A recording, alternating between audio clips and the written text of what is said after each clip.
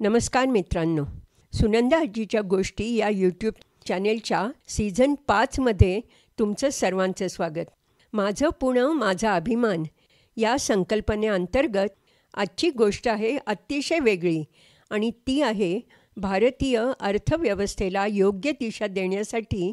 म्हणजे आपण आपला टॅक्स किती भरायचा, भारतीय माल विकून पैसा कसा मिळवायचा किंवा सरकारी योजना कशा आखायच्या, त्यासाठी लागणारा खर्च, लोकांचे पगार आणि देण्यात येणाऱ्या अनेक सवलती, एवढंच नाही तर वेगवेगळे सर्व्हेज ते कसे घ्यायचे, त्याचा ताळमेळ कसा घालायचा इत्यादी गोष्टी लोकांना म्हणजे खास करून नवीन पिढीला समजाव्या या उद्देशाने Gokhale institute of politics and economics या संस्थेची स्थापना आपल्या पुण्यात 6 जून 1930 रोजी झाली.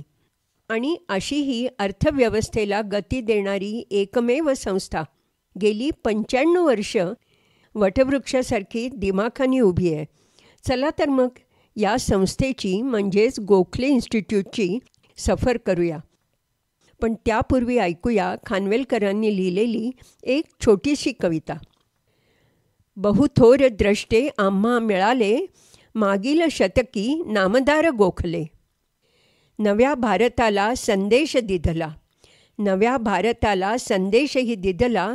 मुलांनो शिका अर्थविद्या, शिका राज्यविद्या. चला तर मग चलूया आता गोखले इन्स्टिट्यूटची सफर करायला. ही अशी संस्था असावी ही कल्पना मूळ श्री गोपाळ कृष्ण गोखले यांचीच. त्यांचा जन्म झाला कोकणात गुहागर तालुक्यामध्ये 9 मे 1866 रोजी. घरची परिस्थिती तर अत्यंत गरिबीची, अगदी हालाखीचीच.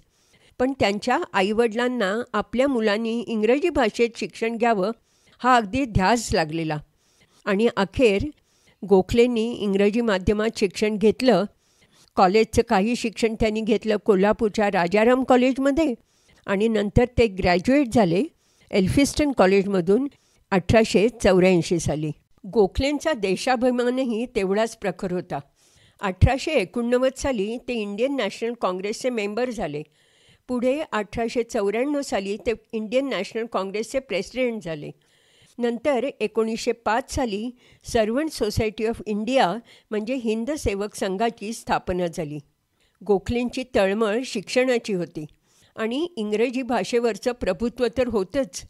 आणि यातूनच आपल्या तरुण पिढीने राज्यशास्त्र आणि अर्थशास्त्र जर शिकून घेतलं तरच स्वातंत्र्य मिळाल्यानंतर आपल्याला आपला देश व्यवस्थित चालवता येईल ही त्यांची पक्की खात्री होती. आणि त्यासाठीच गोखले आयुष्यभर झगडले. 1915 साली त्यांचं निधन झालं.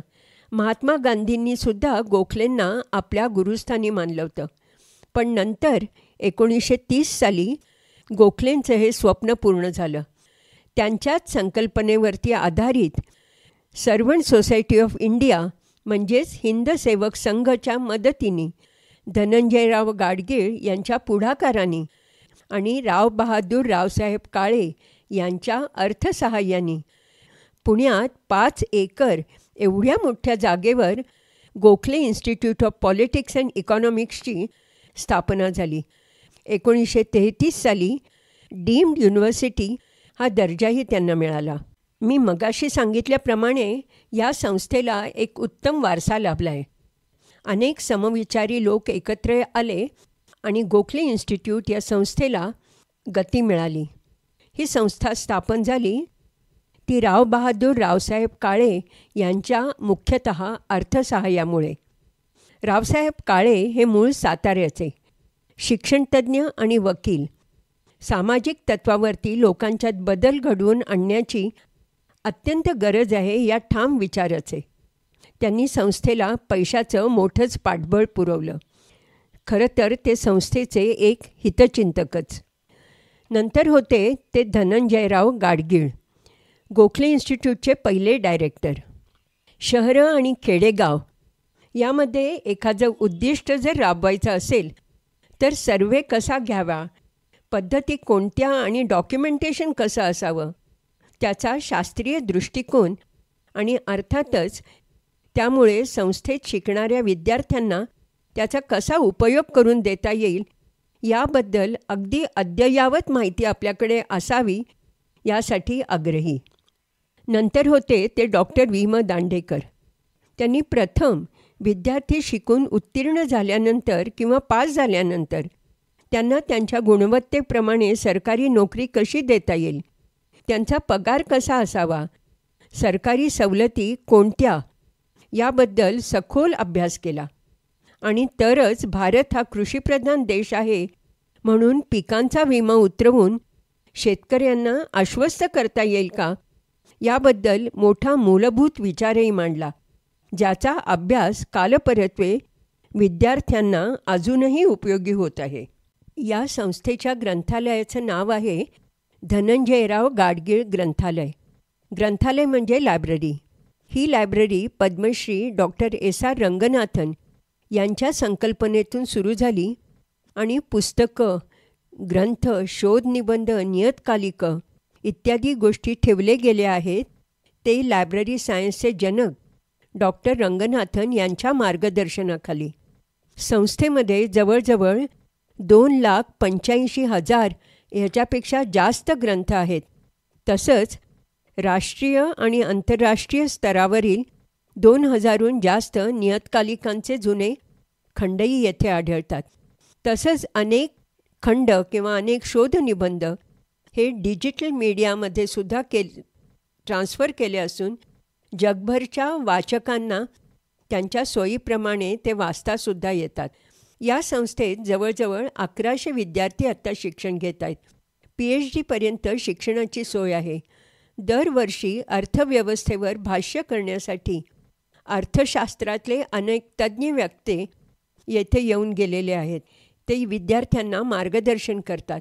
आत्तापर्यंत भारताचे माजी पंतप्रधान डॉक्टर मनमोहन सिंग, तसंच रिझर्व्ह बँकेचे गव्हर्नर, अनेक नोबेल पारितोषिक विजेते अर्थज्ञ स्कॉलर्सनी येऊन विद्यार्थ्यांना मार्गदर्शन केलेलं आहे. श्री गोपाळ कृष्ण गोखले यांच्या स्मरणार्थ आणि सन्मानार्थ आपल्या सरकारने एक पोस्टल स्टॅम्प देखील काढला आहे. ही संस्था पुणे शहराच्या शिवाजीनगर, डेक्कन जिमखाना या भागात 5 एकर एवढ्या मोठ्या जागेवर गेली 95 वर्षे दिमाखाने उभी आहे. श्री गोखले यांचं राहतं घर आणि इतर काही वस्तू या मूळ खुणा येथे अगदी अभिमानाने जपल्या आहेत. या संस्थेचा परिसर आहे 5 एकर एवढा मोठा. अस्सल भारतीय म्हणावी अशी जवळजवळ 800 झाडं आणि सुंदर बाग बगीचा या संस्थेच्या सौंदर्यात भरच घालतात.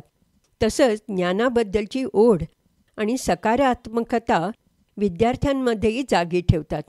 आपल्या पुण्यातल्या या संस्थेत एकदा तरी फेरफटका नक्की मारूया. तर मित्रांनो, आता मी इथे थांबते. चॅनेल लाईक करा, शेअर करा, सबस्क्राईब करा. आता भेटूया पुढच्या महिन्यात आपल्या पुण्यातली आणि आपल्या अभिमानाची अशीच एखादी छानशी गोष्ट घेऊन. तोपर्यंत धन्यवाद.